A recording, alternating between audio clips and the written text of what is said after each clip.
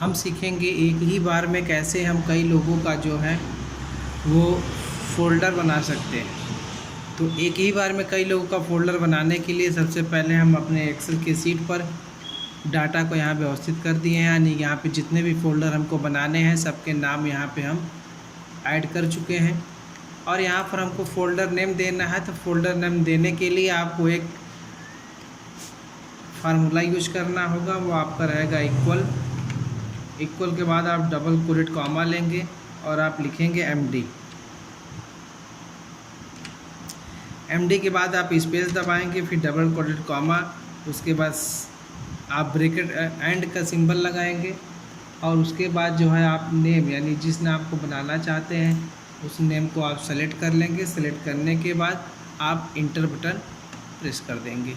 जैसे ही inter button press करेंगे तो आपका देखिए यहाँ पर MD रमेश करके जो है पूरी नाम के साथ ऐड हो गया है। अब हम क्या करेंगे, पूरी लिस्ट को सेलेक्ट कर मतलब टेक्स्ट को सेलेक्ट करके जो है और ड्रैग कर लेंगे तो पूरी लिस्ट हमारी तैयार हो जाएगी।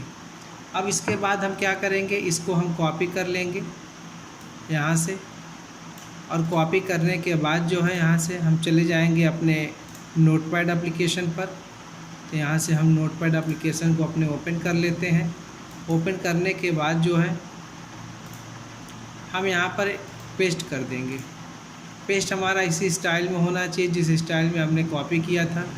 आपको इसमें कुछ नहीं परिवर्तन करना है। उसके बाद आप फाइल पे जाएंगे और सेव एज पे क्लिक करेंगे। जिस नाम से भी आपको सेव करना है, जिस भी फोल्डर में सेव करना है, चलिए हम मान लीजिए पिक्चर चाहे डॉक्यूमेंट, इस डॉक्यूमेंट फोल्डर में ही सेव कर देते हैं। तो सेव करने के लिए जिस नाम से भी आपको सेव करना है, जैसे मान लीजिए हमको फ़ोल्डर सेव करना है तो हम यहाँ पे फ़ोल्डर टाइप कर लेते हैं। और फ़ोल्डर टाइप करने के बाद जो है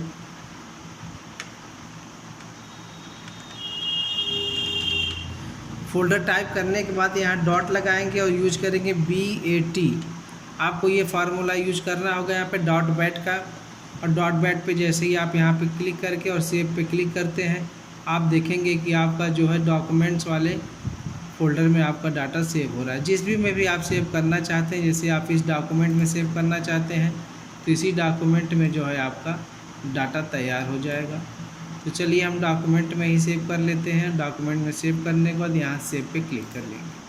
अब जैसे ही सेव पे क्लिक करेंगे तो आप यहाँ से अब बाहर आ जाइएगा और बाहर आने के बाद अपने इस फोल्डर वाले ऑप्शन पे जाइए और डॉक्यूमेंट वाले ऑप्शन पे जाइए। डॉक्यूमेंट वाले ऑप्शन पे जाने के बाद जिस नाम से आपने टाइप किया है तो आप देखेंगे कि आपके स्क्रीन पे वो दिखाई देगा।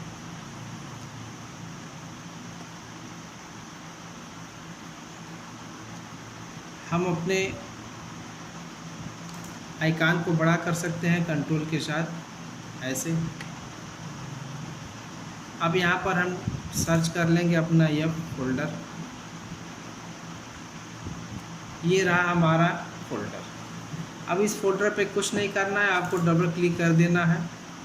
और डबल क्लिक करके जैसे ही आप देखेंगे तो आपका यहाँ पे अभिषेक, अमरिंदर, अंगद, अंजलि यानी जितने भी नाम थे सब आपके यहाँ पे हाईलाइट हो गए।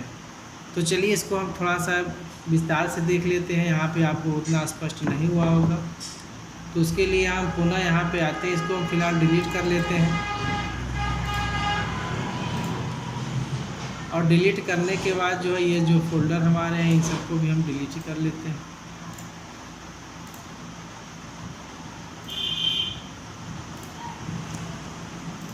अब आते हैं अपने नोटपैड पे, हम फिर से अपने डाटा को यहाँ से लेते हैं और सेव एज पे क्लिक करते हैं।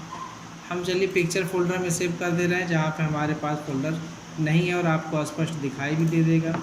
जैसे हम यहाँ पे फोल्डर टाइप किए, जो भी नाम आप देना चाहते हैं, बस आपको ध्यान देने वाली बात है कि आप .bat यूज करेंगे और .bat यूज करने के बाद यहाँ पे आपको सेव पे क्लिक कर देना है। सेव पे क्लिक करते ही आप यहाँ से इसको बंद कर लीजिए। उसके बाद आप चले जाइए अपने माई कंप्यूटर के पिक्चर ऑप्शन पे और यहाँ देखिए आप फोल्डर आपको यहाँ पे दिखाई दे रहा है। जैसे ही आपको फोल्डर दिखाई दे, आपको कुछ नहीं करना है, इसी फोल्डर पे आपको डबल क्लिक करके छोड़ देना है। तो आप देखेंगे कि जितने भी आपके नेम की लिस्ट थी सभी नाम से जो है अलग अलग फोल्डर यहाँ बन करके तैयार हो गया है।